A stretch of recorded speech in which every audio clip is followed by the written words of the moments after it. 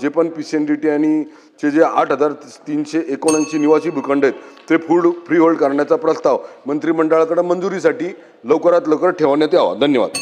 माननीय हेमंत रासने। माननीय अध्यक्ष महोदय, पुणे येथील एका अत्यंत महत्त्वाच्या ऐतिहासिक आणि अस्मितेच्या विषयाकडे शासनाचं लक्ष वेधत आहे।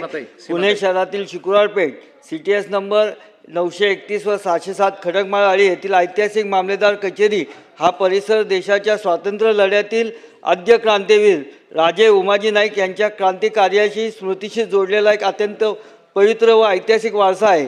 संपूर्ण रामोशी, बेडर, बेरड आणि बहुजन समाजासह तमाम जनतेच्या भावना या ऐतिहासिक वास्तूसोबत अत्यंत जिव्हाळ्याने जोडलेल्या आहेत।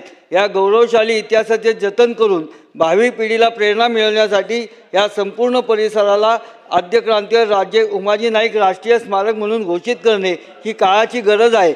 माझ्या या औचित्याच्या मुद्द्याद्वारे माननीय मुख्यमंत्री आणि संबंधित मंत्री महोदयांना नम्र विनंती आहे की या ऐतिहासिक स्मारकाची जागा अधिकृतपणे निश्चित करण्यात यावी आणि या ठिकाणी शासनाला अपेक्षित आहे त्यानुसार सर्व निकष नियमांचे पालन करून। धन्यवाद अध्यक्ष महोदय।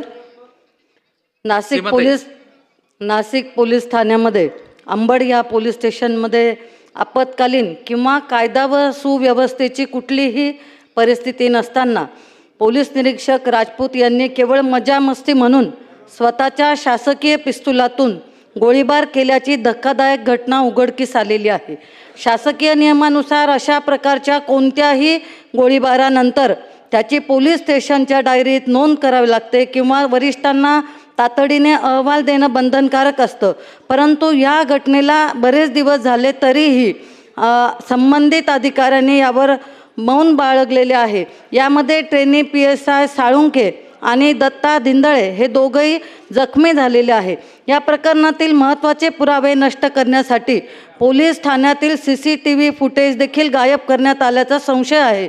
सर्वसामान्य नागरिकांकडून किरकोळ चूक झाली तर त्यांच्यावर तात्काळ गुन्हे दाखल होतात, परंतु स्वतःच्याच एका बेजबाबदार अधिकाऱ्याला पाठीशी घालत असल्याने नाशिकमधील जनतेमध्ये तीव्र संताप निर्माण झालेला आहे। त्यामुळे या प्रकरणाचे गांभीर्य लक्षात घेऊन उच्चस्तरीय चौकशी करून यांच्यावर कारवाई करण्यात यावी अशी मी औचित्याच्या मुद्द्याद्वारे शासनास विनंती करत आहे। धन्यवाद। धन्यवाद अध्यक्ष महोदय। माझ्या अचलपूर मतदारसंघातील चांदूर तालुक्यामध्ये शिरसगाव कसबा, करसगाव, आसेगाव पूर्णा महसूल मंडळातील शिरसगाव कसबा, करसगाव, कारंजा, बैरम, धानोरा, पूर्णा, तुळजापूर गडी, कोटगावंडी, थुगाव येथे ढगफुटी सदृश्य मुसळधार पावसामुळे मेघा नदी व स्थानिक नाल्यांच्या पुरामुळे शेतजमीन खरडून गेली व 2 व्यक्ती वाहून गेल्याने परिसरात शोककळा पसरलेली आहे। मी आपल्या माध्यमातून शासनात विनंती करतो की मृतांच्या कुटुंबांना आर्थिक मदत द्यावी।